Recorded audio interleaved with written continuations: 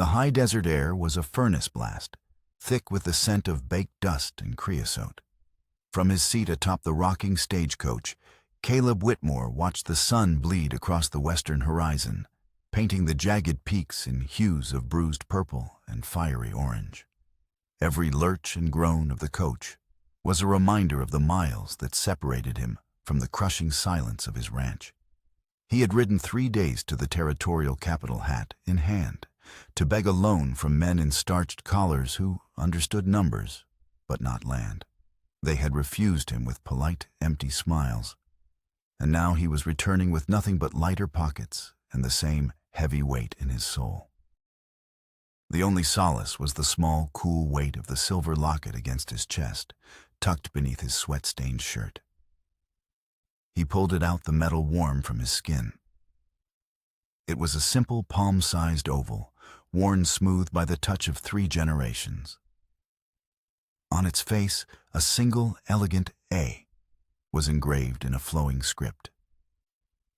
He thumbed the clasp, and it sprang open to reveal the miniature, hand-tinted portrait within a young woman with his own dark hair and a smile that seemed to hold back 1,000 secrets. His mother, Anne.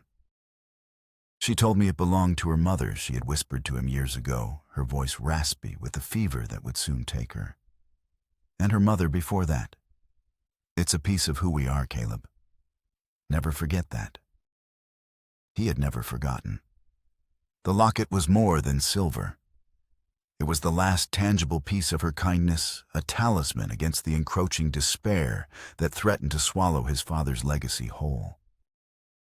A sudden, violent jolt threw him against the side of the coach. The driver cursed, sawing at the reins, as the horses screamed and reared. Before Caleb could regain his balance, the world erupted in chaos. 2 masked riders materialized from the twilight, their horses flanking the coach as a third cut them off from the front. The crack of a pistol shot split the air. "Pull up," a voice snarled, rough as gravel, "or the next one goes through your driver." The coach ground to a halt in a cloud of alkali dust. Caleb's hand instinctively went to the worn holster at his hip, but a rifle barrel shoved through the window dissuaded him. Another bandit, his face hidden by a dusty bandana, wrenched the door open. His eyes cold and flat above the cloth scanned the passengers, 2 drummers from back east, and a frightened woman clutching her purse. Then they landed on Caleb.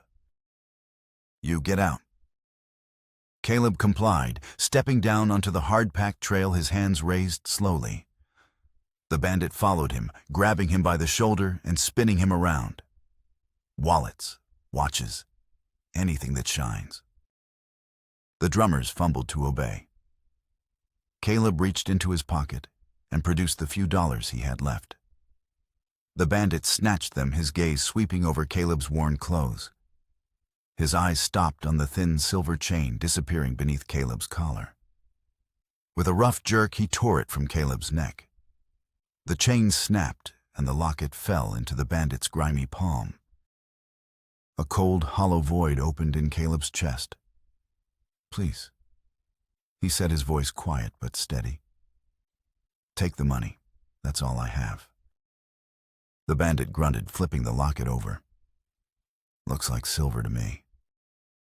"It's not worth much," Caleb insisted, taking a step forward. "It was my mother's." The bandit's head snapped up.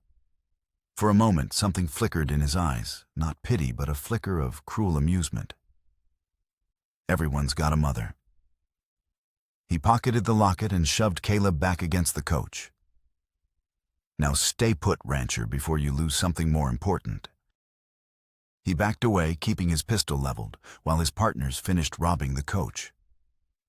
Moments later, they were gone, melting back into the dusk as if they were never there. The driver shakily gathered his reins. The passengers, pale and trembling, huddled inside. But Caleb didn't move. He stared into the empty, darkening landscape where the bandit had vanished, the spot on his chest where the locket used to rest now feeling impossibly cold. It wasn't just silver they had taken. They had stolen a memory. They had stolen the last piece of his mother. And in the vast, unforgiving silence of the desert, he made a silent vow. He would get it back. Caleb's ranch was a place of ghosts. It clung to a parched stretch of land in the shadow of the Dragoon Mountains, a testament to his father's stubborn dreams and his mother's quiet resilience. Now it was just a monument to their absence. The two rocking chairs on the porch sat empty, their wood bleached and splintered by the relentless sun. His father had sat in the one on the right, staring out at the land he'd fought to tame a battle he had ultimately lost to drought and drink. His mother had occupied the left, her hands always busy mending clothes or shelling peas from the garden that now lay choked with weeds and sun-scorched vines. He walked the fence line, the feel of splintered pine rough beneath his calloused palms. The air thick with the scent of sagebrush after a rare morning sprinkle carried memories on every breeze.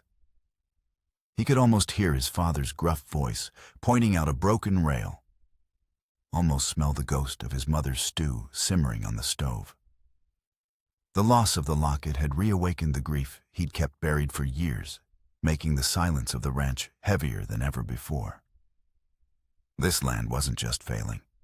It was dying, and he was the sole witness to its slow, quiet demise. The nearby town of Redemption was no escape. It was a dusty artery of civilization, a single street pressed between an unforgiving landscape and the simmering tensions of its people. Settlers drawn by promises of cheap land eyed the local Apache tribes with a mixture of fear and contempt. The Apache, pushed from their ancestral lands, watched the encroaching fences and railway lines with a quiet, simmering anger. Redemption was a powder keg waiting for a spark. Sheriff Garrett was the man tasked with keeping that spark from igniting. Caleb found him leaning against the doorway of his office, a tall, stooped figure whose weathered face seemed carved from the same rock as the surrounding mesas. He was staring at a fresh bounty poster, a weary resignation in his eyes. "More trouble, Sheriff?" Caleb asked, his voice flat. Garrett sighed, peeling the poster from the wall. "Always is. Stagecoach got hit out on the Capitol Trail 2 nights back. Your coach, wasn't it?" Caleb nodded. "They got a few dollars and a locket." Garrett's gaze sharpened with a flicker of professional interest. "Describe it." "Silver, oval, an A engraved on the front. Belonged to my mother." The sheriff grunted, his expression softening with something akin to sympathy. "Sorry to hear it, son. Bandits have been getting bolder. We'll keep an eye out, but things like that, they tend to disappear. Melted down for the silver." The words landed like stones in Caleb's gut. He knew the sheriff was right, but he couldn't accept it. That locket wasn't just silver. It was a story. His business in town wasn't with the law, but with the man who profited from the misfortunes of others. Marcus Drummond's trading post was the largest building in Redemption, a sprawling emporium of overpriced goods and undervalued hopes. Drummond himself stood behind the counter, a portly man with a smile as slick as snake oil. He wore a pristine white shirt, even in the sweltering heat, a stark contrast to the dust-caked farmers and ranchers who were his customers. "Caleb, my boy," Drummond boomed, his smile widening as Caleb entered. "Heard you were back. A terrible business with that robbery, just terrible. A violation of all that is decent." It was Caleb, said, his eyes scanning the shelves packed with everything from flour and beans to rifles and ammunition. "If there's anything you need on credit, of course, to help you get back on your feet." Drummond began leaning conspiratorially over the counter. "Or if the burden of that ranch becomes too much, my offer still stands. A fair price to take the weight off your shoulders." Caleb met his gaze. Drummond's offer was anything but fair. He wanted the Whitmore land for its water rights, the last reliable spring in the valley, and he was circling like a vulture waiting for Caleb to finally fail. "The ranch isn't for sale, Marcus. Of course, Drummond said, retreating behind his practiced smile. A son's duty to his father's memory. I respect that. Truly I do. Caleb bought a sack of flour and some coffee, the coins feeling heavy in his hand. As he turned to leave, Drummond's voice stopped him. A shame about that locket, Caleb. A real shame. A man needs something to remember his mother by. The false sympathy was more insulting than silence. Caleb walked out into the blinding sun, the dust of redemption swirling around his boots. The town, the ranch, his entire life felt like a cage of memories and failures. The locket was gone, and with it, the last flicker of hope he'd been clinging to. He was alone, haunted by ghosts, in a world that had taken everything from him. Weeks turned into a month. The memory of the robbery faded for everyone but Caleb. For him, the loss of the locket remained a raw, open wound. He worked the ranch with a grim mechanical determination, the silence his only companion. The simmering tension in redemption continued to build. Rumors of Apache raids on outlying homesteads, mostly exaggerated, kept the settlers on edge. The Apache in turn grew more withdrawn, their hunting parties staying deeper within the mountains. One sweltering afternoon, Caleb was forced to ride into town for supplies. The air in Drummond's trading post was thick and still smelling of burlap leather and cheap whiskey. Drummond was haggling with a pair of prospectors, their faces leathery from the sun and their clothes stiff with grime. Caleb kept to himself gathering his provisions, but a fragment of their conversation snagged his attention. Pure Apache silver, I tell you, one of the prospectors was saying, his voice a low conspiratorial rasp. Saw it with my own eyes. Drummond here bought it off some traveler. Caleb froze, his hand hovering over a sack of beans. An impressive piece, I'll admit, Drummond said, his tone casual but carrying a note of pride. Finest craftsmanship I've seen in years. That design, though, the other prospector chimed in. Never seen anything like it. 3 turquoise stones set just so, like blue teardrops falling from the silver. The sack of beans slipped from Caleb's grasp, hitting the floorboards with a dull thud. Every sound in the trading post seemed to die away. 3 turquoise stones, arranged like teardrops. The description hit him with the force of a physical blow. He remembered his mother holding her most prized possession in her palm, tracing the stones with her finger. It was a necklace far more ornate than the simple locket she had given him. It was the one beautiful thing she owned, the one link to a past she never spoke of. He had buried it with her, placing it around her neck himself, a final desperate act of love. He turned slowly, his boots grating on the dusty floor. The prospectors quieted, sensing the sudden shift in the room. Drummond's oily smile faltered. What necklace? Caleb's voice was a low growl, barely recognizable as his own. Drummond cleared his throat, his eyes darting nervously between Caleb and the prospectors. Just a piece of jewelry, Caleb. An old Apache artifact.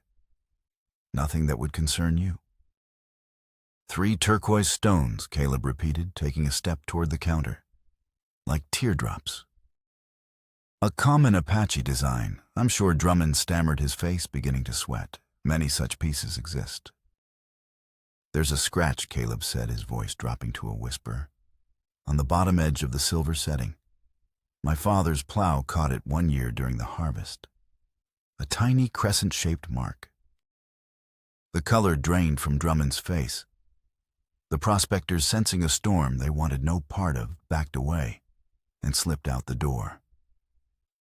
The silence in the store was now absolute, broken only by the buzzing of a fly against the grimy window pane. Where did you get it? Marcus. Caleb's voice was quiet, but it held the deadly calm of a coiled rattlesnake. I told you, a traveler. Liar.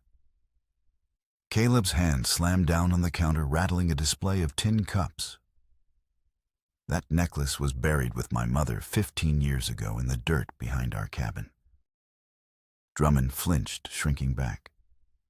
His facade of control shattered, replaced by the naked greed and fear of a cornered rat. Look, I was clearing the old Whitmore place for you after the fever. Just being a good neighbor. I found it. It was just lying in the dirt. You robbed her grave. Caleb whispered, the horror of the realization settling over him. Drummond, the man who had offered condolences and shaken his hand, had returned under the cover of darkness to desecrate his mother's final resting place for a piece of silver. The false sympathy the predatory offers for the ranch, it all clicked into a sickeningly clear picture. Times are hard, Caleb Drummond pleaded, his voice cracking. It was worth a fortune. What good was it doing in the ground?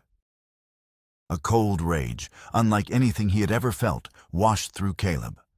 It was a clean, pure fury that burned away the grief and despair, leaving only a sharp, singular purpose. Who did you sell it to? Drummond hesitated, his eyes wide with fear. Who, Marcus? I sold it to the Apaches. He finally admitted, the words tumbling out in a rush. To their leader. A woman. They call her Ayanna. She paid well for it, said it was a tribal relic. I met her at the old mission crossing. I swear that's all I know. Ayanna. The name was known throughout the territory. She was the leader of the local Apache band, a figure of fear and speculation among the settlers. She was said to be fierce, intelligent, and utterly ruthless in the defense of her people. And now she had his mother's necklace. The cold dread that had gripped Caleb in the stagecoach ambush returned, but this time it was different. It was no longer a passive sense of loss. It was an active driving force. He wasn't just chasing a thief anymore. He was on a collision course with a history he never knew existed. His path was no longer set toward the failing ranch and a life of quiet desperation. It now led east into the mountains, into the heart of Apache territory. The decision to venture into Apache territory was not made lightly. It was an act of defiance against a lifetime of ingrained fear. Caleb had grown up on stories of Apache raids, whispered warnings from his father and other ranchers about the savage cruelty of the red men. The mountains that loomed to the east of his ranch had always been a border, a line between his world and theirs, a line he had been taught never to cross. As he packed a bedroll and filled his saddlebags with dried jerky and a canteen of water, the ghosts of his ranch seemed to whisper their own warnings. He could feel his father's disapproving stare, could hear the echo of his gruff voice. Stay away from them mountains, boy. Nothing good comes from tangling with that kind. The townsfolk of Redemption were no more encouraging. When he stopped at the blacksmith's to have his horse reshod, the news of his intentions spread like wildfire. Men stopped their conversations to stare at him, their expressions a mixture of pity and contempt. You've gone clean out of your mind, Whitmore, the blacksmith, a burly man named Henderson, grunted as he hammered a hot shoe into shape. Going into Apache country over a piece of jewelry, they'll have your scalp before you see the sun set. It was my mother's, Caleb said, the simple statement feeling like the only explanation required. Your mother's dead, Henderson retorted bluntly, and you will be too if you follow this fool's errand. His final stop was the sheriff's office. Garrett was sitting behind his desk, cleaning his pistol, the afternoon light, casting long shadows across the small, cluttered room. He looked up as Caleb entered, his weary eyes taking in the full saddlebags and the determined set of Caleb's jaw. Don't do it, son, Garrett said, his voice low and serious. He didn't ask where Caleb was going. He already knew. I have to, Sheriff. Garrett laid his pistol down and leaned forward, his hands clasped on the desk. Listen to me, Caleb. I've been sheriff in this territory for 20 years. I've seen more bloodshed between settlers and Apache than I care to remember. It's a fire, and every time someone throws a stone, it just splashes burning oil. You riding into their camp making demands? You'll be that stone. You won't just be risking your own life. You'll be risking another war. I'm not looking for a fight, Caleb insisted. I just want back what was stolen. Stolen from a grave. Drummond robbed, Garrett countered. As far as Ayanna is concerned, she bought it fair and square. She's not going to just hand it over because a white rancher shows up and asks nicely. She's a leader responsible for her people. Showing weakness is not an option for her. The sheriff's logic was sound, but it didn't matter. The pull of the necklace of the unanswered questions it represented was stronger than reason. I appreciate the warning, Sheriff, but I'm going. Garrett leaned back, a deep sigh escaping his lips. He looked older than his years, a man worn down by a conflict with no easy answers. Then God help you, Caleb, because I can't. Caleb rode out of redemption as the sun began to dip, leaving the dusty street and the judgmental eyes of the townsfolk behind. He pushed his horse eastward toward the jagged silhouette of the mountains. The landscape began to change almost immediately. The familiar flatlands gave way to rolling foothills covered in scrub oak and juniper. The trail grew faint, then disappeared altogether, forcing him to navigate through rocky arroyos and steep winding canyons. The world he entered was harsh, but possessed a stark, breathtaking beauty he had only ever observed from a distance. Towering red rock formations stood like silent sentinels against a sky of impossible blue. The air was cleaner, thinner, and the silence was profound, broken only by the cry of a hawk circling high above, and the steady rhythm of his horse's hooves on stone. For 2 days, he pushed deeper into the mountains, his internal conflict, a constant companion. Every shadow seemed to hold a hidden threat. Every rustle in the brush made him reach for his pistol. The stories of his childhood played on a loop in his mind, painting pictures of ambush and torture. But the land itself seemed to argue against those fears. He found clear, cold water in hidden springs and saw deer grazing peacefully in sheltered meadows. It was a world that was wild and dangerous, but not evil. It was simply alive. On the 3rd day, as he was watering his horse at a stream winding through a narrow canyon, he knew he was no longer alone.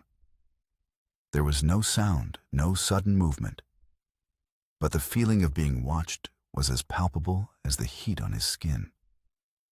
He straightened slowly, his hand resting on the butt of his pistol. 3 figures emerged from the rocks and trees surrounding him. They moved with a fluid silence that was both unnerving and graceful. They were Apache warriors, their faces impassive, their dark eyes missing nothing. They carried rifles held loosely, but ready. Caleb's heart hammered against his ribs, but he forced himself to remain still, raising his empty hands to show he meant no harm. One of the warriors, who seemed to be the leader, stepped forward. He spoke not in the guttural commands Caleb had expected from campfire stories, but in clear, slightly accented English. "You are a long way from your home, rancher. I'm looking for someone." Caleb set his voice steady despite the tremor in his hands. "I'm looking for Ayanna." The warrior's expression did not change, but a silent communication seemed to pass between the 3 men. After a long moment, the leader nodded slowly. "You have found her, people," he said. "Now you will tell us why you seek her." The journey was over. The first obstacle had been overcome.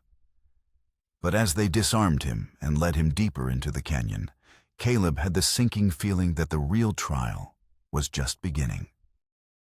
The Apache camp was nestled in a hidden valley, a place of startling green, shielded by sheer canyon walls. It was not the chaotic, savage encampment of settler nightmares, but an orderly community. Wickiups made of willow branches and hides were arranged in a wide circle, smoke curling lazily from their peaks. Women tended to cooking fires, their quiet conversation punctuated by the laughter of children chasing a stray dog. It was a scene of domestic peace that starkly contrasted with Caleb's lifelong prejudice. He was led to the center of the camp where a woman stood waiting beside a large fire. She was taller than he expected, with a commanding presence that went beyond her physical stature. Her black hair was streaked with silver and braided down her back. Her face was a mask of stern authority, but her dark eyes held a sharp, penetrating intelligence. Around her neck, gleaming against the deep red of her tunic, was the silver necklace. It was exactly as he remembered. The intricate silver work, the 3 turquoise teardrops, the faint crescent-shaped scratch along the bottom edge. Seeing it felt like a punch to the gut. It was a piece of his past, a sacred object from his mother's grave, worn now by the formidable leader of a people he had been taught to hate. This was Ayanna. Her warriors spoke to her in their native tongue, gesturing toward Caleb. Ayanna's gaze swept over him, clinical and assessing. She dismissed her warriors with a quiet word, leaving Caleb standing alone before her. The entire camp seemed to have fallen silent, all eyes on the white stranger who had dared to enter their sanctuary. "The man who led you here said you were seeking me," she said. Her voice was low and steady, without a trace of fear or surprise. "State your purpose." Caleb's prepared words, the demands and accusations he had rehearsed on his journey, died in his throat. Confronted by her calm authority, they suddenly seemed foolish and naive. "That necklace," he began, his voice hoarse. "The one you're wearing. It belonged to my mother." Ayanna's expression remained unreadable. Her hand did not move to touch the necklace. She simply stood waiting. Many things in this world once belonged to someone else. This land belonged to my people. Your houses are built with trees that were once our shelter. This is different, Caleb insisted, finding his voice. It was buried with her. It was stolen from her grave. A flicker of something interest, perhaps, entered her eyes. Stolen by a man named Marcus Drummond, a man from your town. He sold it to me. He claimed it belonged to his dead Apache mother, and that he needed the silver to give her a proper burial. A lie, it seems. He is a thief and a grave robber, Caleb said, his anger rising. But the necklace belongs to my family. I've come to take it back. Ayanna took a step closer, her eyes narrowing as she studied his face. The intensity of her scrutiny was unnerving, as if she were looking for something beyond his words. "Your mother," she said slowly. "What was her name?" Ann Whitmore." A strange, almost imperceptible shift occurred in her expression. The hard lines of her face seemed to soften for a fraction of a second. And where did she come from, this Ann Whitmore? "Back east," Caleb answered automatically. "Pennsylvania." It was the story his mother had always told, the one he had never had reason to doubt. Ayanna was silent for a long moment, her gaze so piercing it felt as if she were reading the story of his life in his eyes. "Tell me, rancher," she said, her voice dropping to a near whisper. "Did your mother ever speak of her family? Of a sister, perhaps?" The question was so unexpected it threw him off balance. "No." She said she lost them all, that she was the only one left. "She was not the only one left," Ayanna said, her voice laced with a deep, ancient sorrow. "She chose to be. Her name was not Anne. It was Anna White Crow. And she was my sister." The world seemed to tilt on its axis. The crackling of the fire, the distant laughter of children, the solid ground beneath his feet, it all receded, replaced by the ringing in his ears. Sister. The word was an impossibility. a denial of everything he knew about his life, his family, his mother. While Caleb was reeling from this revelation, a different kind of storm was gathering in redemption. Captain Elias Morrison of the Territorial Militia had arrived with a company of 20 hardened soldiers. He was a man carved from granite with cold, pale eyes and a jaw perpetually set in a grim line. He requisitioned the town's only hotel, turning it into his command post, and his men, disciplined and heavily armed, moved through the streets with an unnerving purpose. Sheriff Garrett met with him in the hotel lobby, the air thick with the smell of leather and gun oil. Morrison was not a man for pleasantries. He unrolled a map on a table, his finger jabbing at the mountain range east of town. "I have reliable intelligence that the Apache leader Ayanna is operating in this territory." Morrison stated, his voice flat and devoid of emotion. "My orders are to neutralize her and her band of renegades." "Captain, with all due respect, Ayanna's people have been quiet," Garrett countered. "There's been no raiding, no violence. They keep to themselves." Morrison's cold eyes fixed on him. 20 years ago, an Apache war party burned my family's homestead to the ground. They murdered my wife and my 8-year-old daughter. That raid happened not 30 miles from here. For 20 years, I have been hunting the people responsible. My intelligence suggests Ayanna's band was part of that raid. I will have my justice. His vendetta was the stuff of legend in the territory, a grim tale that fueled his relentless and often brutal campaigns against any and all Apache groups. He saw no distinction between tribes, no possibility of innocence. To him, they were all complicit.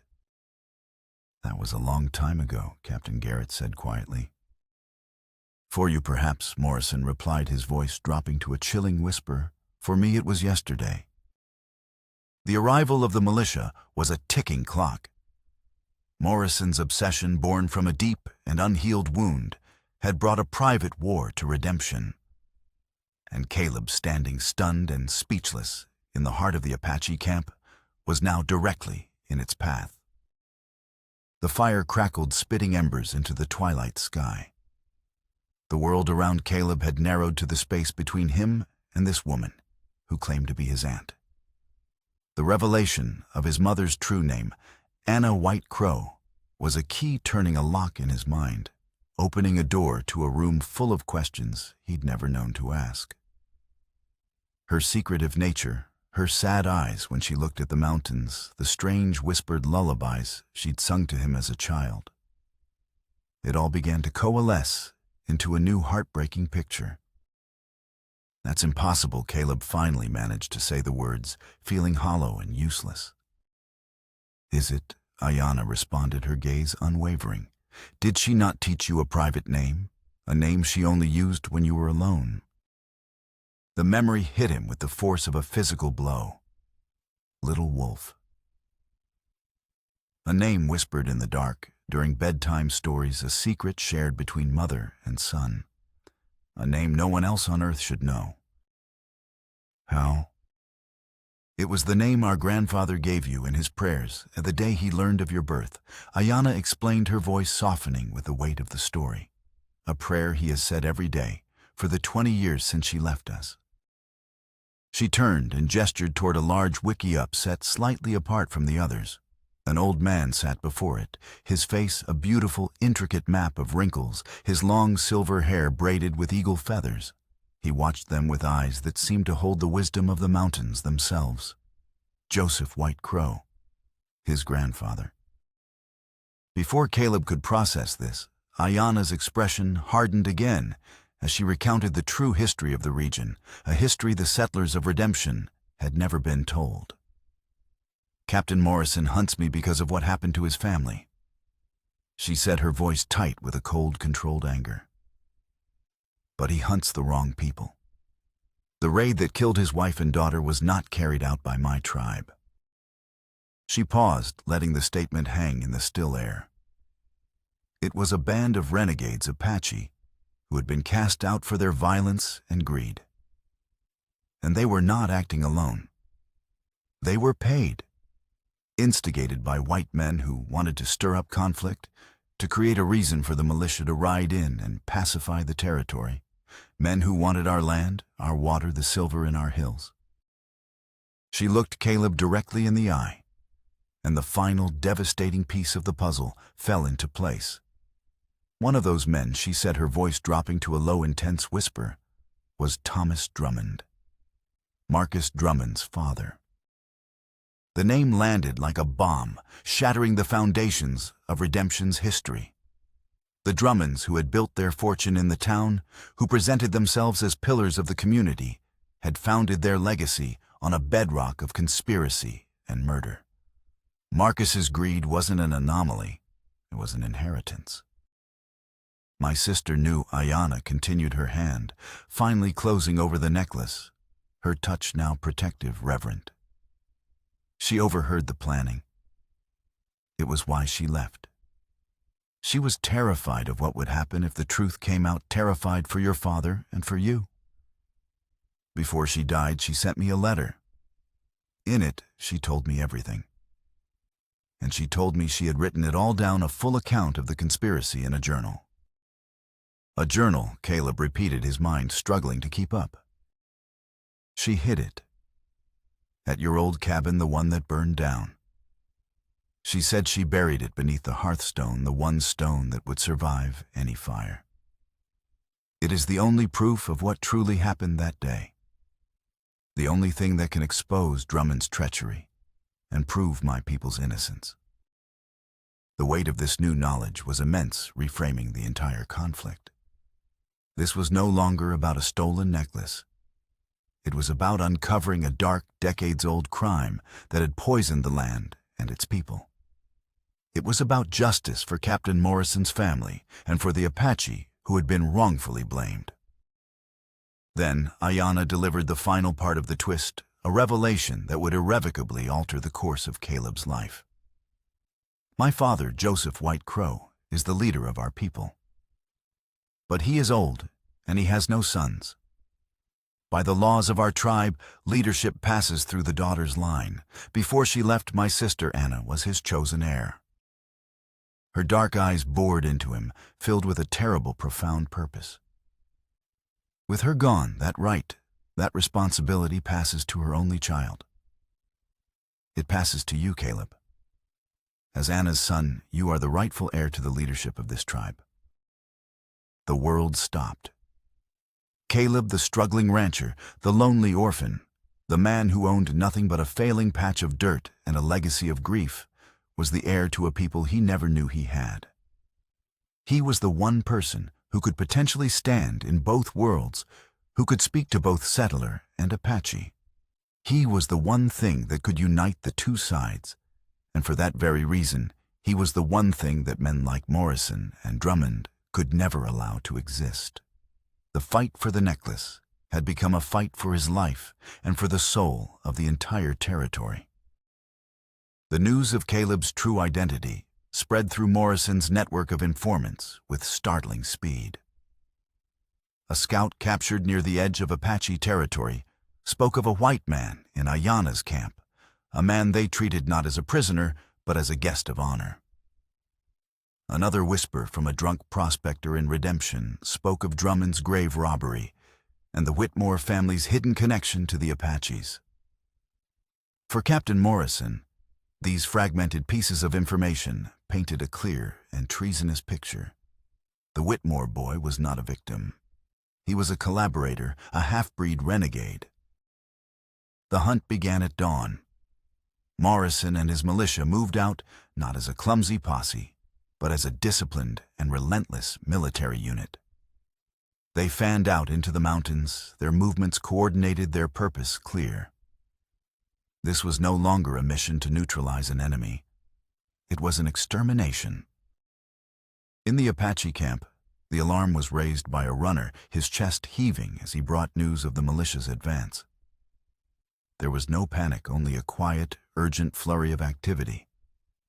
The camp was dismantled with practiced efficiency. Within an hour, it was as if it had never existed, leaving only darkened fire pits and flattened grass. "We must split up," Ayanna said to Caleb, her face grim, as they rode hard through a narrow, winding canyon. "They will hunt me. You must take a different path. Go to the old cabin. Find the journal. I'm not leaving you." Caleb said the words coming out with a certainty that surprised him. The thought of abandoning this newfound family of running while they fought a battle that was now his as much as theirs was unthinkable. A rare, faint smile touched Ayanna's lips. "Good. Then we will go together. But we must be smarter than them. Faster." The chase became a desperate, grueling ordeal. For days they pushed through the unforgiving Badlands, the militia always seeming to be just one step behind them. Morrison was a masterful hunter, anticipating their moves, cutting off their escape routes. He knew the land almost as well as they did, but his knowledge was that of a predator. He saw terrain in terms of ambush points and firing lines. Caleb and Ayanna saw it differently. They saw it as a sanctuary. Caleb, using his rancher's knowledge, could read the subtle signs of the land, the direction of the wind and the way the vegetation changed near a hidden water source, the best paths for horses to conserve their strength. Ayanna, in turn, taught him the secrets of her people. She showed him how to build a fire that produced almost no smoke, how to find edible roots and plants, how to read the tracks of animals to know if danger was near. Their bond, forged in the crucible of shared hardship, deepened with every mile. Huddled by a small, hidden fire one night, shivering in the high-altitude cold, Caleb spoke of his mother for the first time, not as a memory, but as a person. "She was always so sad," he said, his voice quiet. "I used to think it was because of the ranch, because of my father. But now, I think she was just homesick." She was Ayanna, confirmed, her eyes distant as she stared into the flames. She missed the songs. She missed the stories. She missed the feeling of belonging to a people, not just a place. She chose love, but in your world that love required her to sacrifice her soul.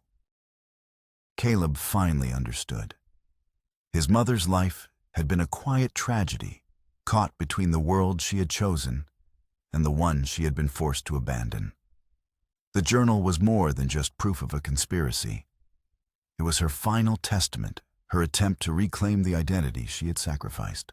Their mission to retrieve it became a sacred duty. They were nearly caught in a box canyon 2 days later. They had stopped to rest their horses when the crack of a militia rifle echoed from the canyon rim. Bullets chipped at the rock around them as they scrambled for cover. They were pinned down, trapped. But Ayanna knew a way out. She led Caleb to what looked like a solid rock wall, but behind a curtain of overgrown vines was a narrow fissure, a hidden passage used by Apache hunters for generations. They squeezed through the tight opening, leaving their horses behind, and emerged onto a high, windswept ridge on the other side of the canyon. The shouts of the frustrated militiamen echoing far below. From their new vantage point, they could see the ruins of Caleb's childhood home. In the distance, a blackened chimney stack, and the crumbling stone foundation stark against the landscape. They were close. The journal, the truth was within their reach. But they also knew that Morrison, having been thwarted once, would be even more determined. He would know where they were going. The final confrontation was inevitable. The old cabin, once a place of family and warmth, was about to become a battlefield. The sky above the ruined cabin boiled with clouds the color of bruised plums. A low, menacing rumble of thunder echoed through the hills, a prelude to the coming storm. Wind whipped through the skeletal remains of the house, carrying the scent of rain and ozone. It was a fitting stage for the confrontation that was about to unfold. Caleb and Ayanna reached the foundation just as the first fat drops of rain began to fall. The hearthstone, a single massive slab of granite, was still in place, blackened by the fire that had consumed the rest of the home. Working together, They used a sturdy tree branch as a lever, grunting with effort as they pried the heavy stone from its bed of packed earth. Beneath it was a small oilskin-wrapped package. Caleb's hands trembled as he unwrapped it.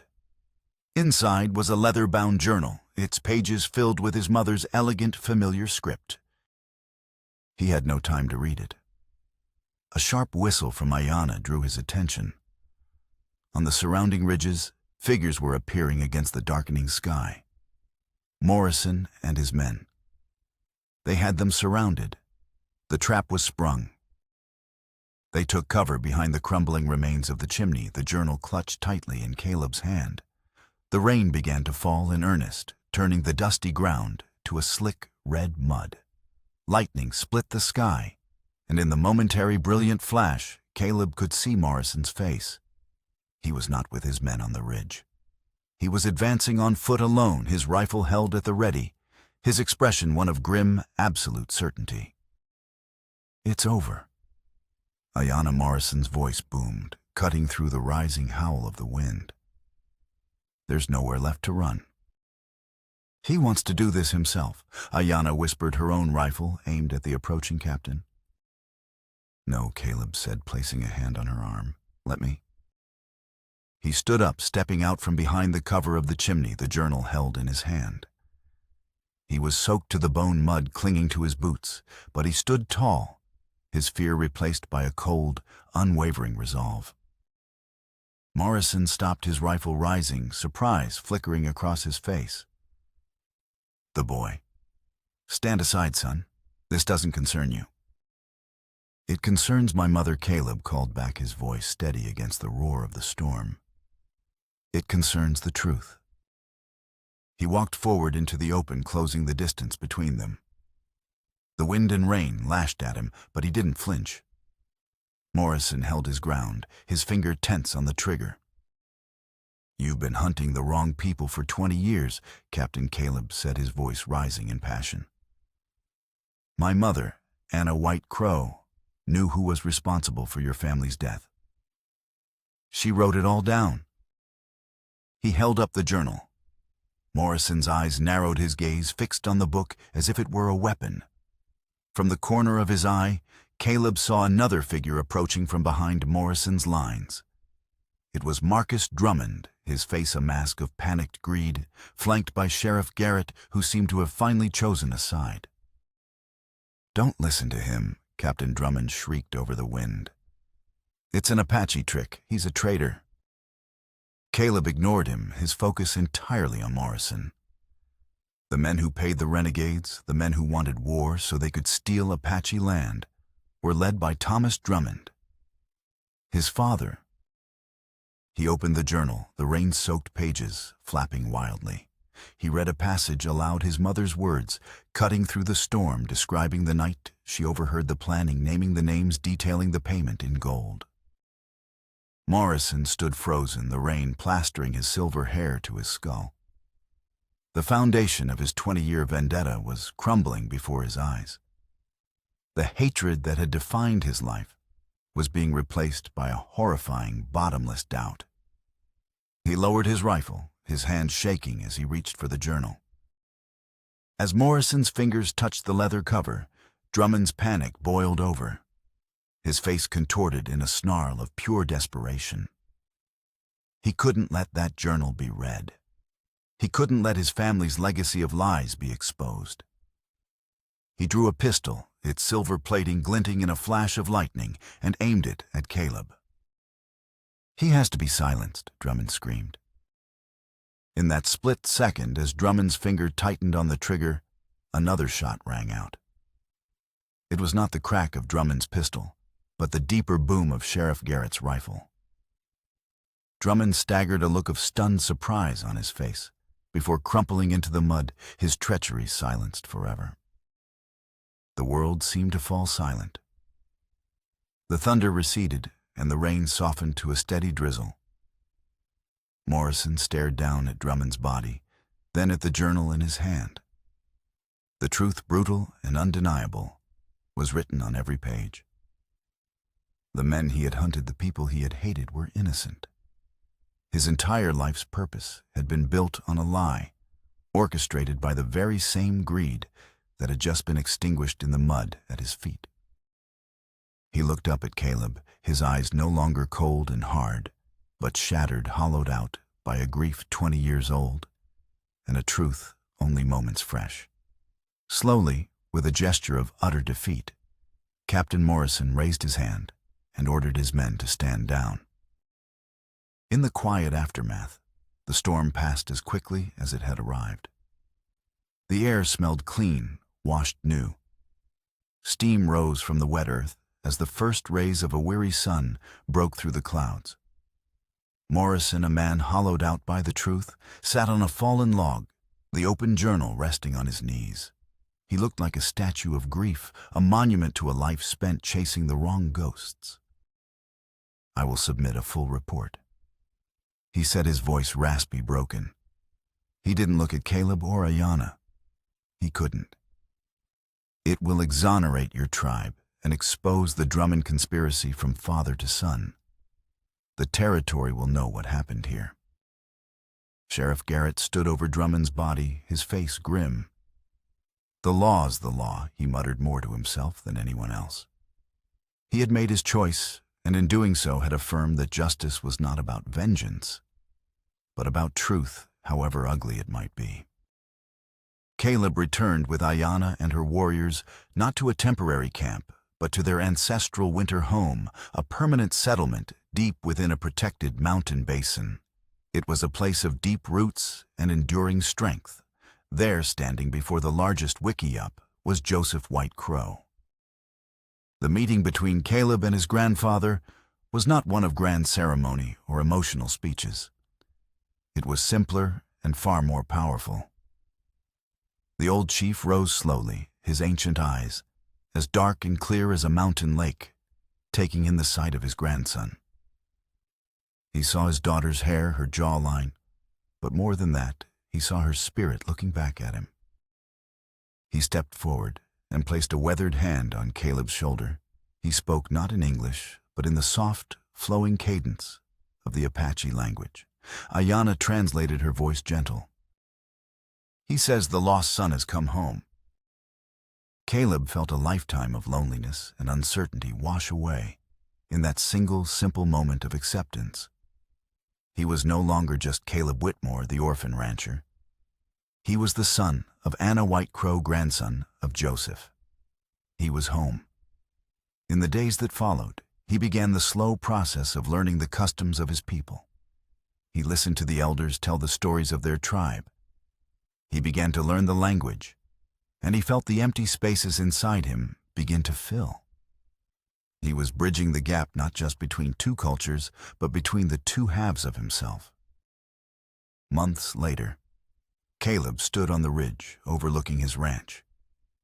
The land no longer felt haunted. Under an agreement brokered with the territorial government, an agreement made possible by Captain Morrison's honest report and Caleb's unique position, the ranch had been declared neutral ground. It was a place for trade and council, a meeting point where settlers and Apaches could come together not as enemies, but as neighbors. The corrals were repaired, the garden was replanted, and the house, once a monument to loss, was now a symbol of a fragile but hopeful future. He walked to the small fenced-off plot at the edge of the ridge, where two simple wooden crosses marked his parents' graves. The wind sang a low, mournful song through the tall grass. From a leather pouch at his belt, he took the silver necklace with its 3 turquoise teardrops. It had been given to him by his grandfather, a symbol of the leadership he was now preparing to assume. He had thought about wearing it, about claiming it as his own. But he knew it didn't belong to him any more than it had belonged to Ayanna or his mother alone. It belonged to the journey to the bridge between their worlds that his mother had died trying to cross. With a sense of quiet ceremony, he gently hung the necklace over the top of his mother's wooden cross. The silver gleamed against the weathered wood, the turquoise stones like 3 perfect tears for the life she had lived, and the peace she had finally found. It was an offering, a final act of uniting his two heritages at her resting place. He stood for a long moment, a man at peace with his past and resolute about his future. As he turned to walk back toward the house, a sound made him pause. A young Apache boy, the son of one of Ayana's warriors, came running up the hill toward him, his face bright with excitement. He stopped before Caleb, catching his breath, and pointed back toward the valley.